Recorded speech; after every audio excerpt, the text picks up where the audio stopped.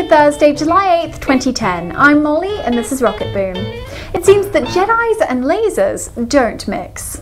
Hong Kong-based Wicked Lasers has received a cease and desist letter from Lucasfilm, claiming that their pro-Arctic lasers look too similar to Lucas's own Star Wars lightsabers. Wicked Lasers CEO Steve Liu claims that the pointers are of a conventional design resembling many other laser pointers, and that any resemblance to a lightsaber is purely coincidental. Pretending to be a NASA astronaut has never been better. In a partnership with America's Army of all companies, NASA has developed and released a new moon simulation game on Valve's Steam network to better prepare the next generation of lunar explorers and warriors. Being that it's released on Steam, it's only a matter of time before someone loads up Gary's mod and starts mashing up moon missions with Team Fortress 2. The things some people do for excitement.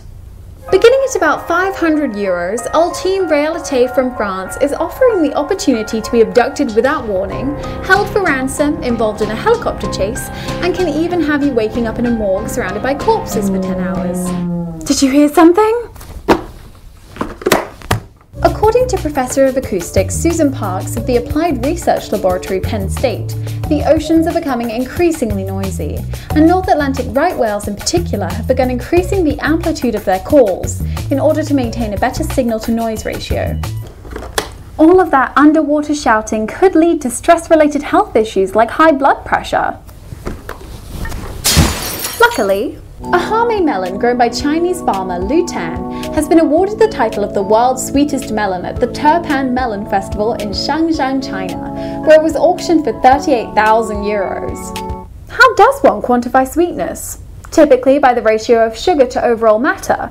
I prefer to say that the melon is hella sweet, but if Austin Sendek has his way, I will be proven wrong. 20-year-old UC Davis physics student Austin Sendek is petitioning the International System of Units to assign the term hella to refer to the quantity of 10 to the 27th power, which is a hella big number.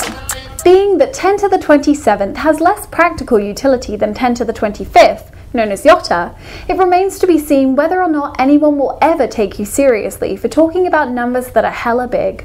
But crazier ideas have been met with official approval. The Terrafugia personal aircraft has finally been approved by the Federal Aviation Administration, receiving the designation of a light sport aircraft. With the FAA approval out of the way, the transformable roadplane should become commercially available by late next year.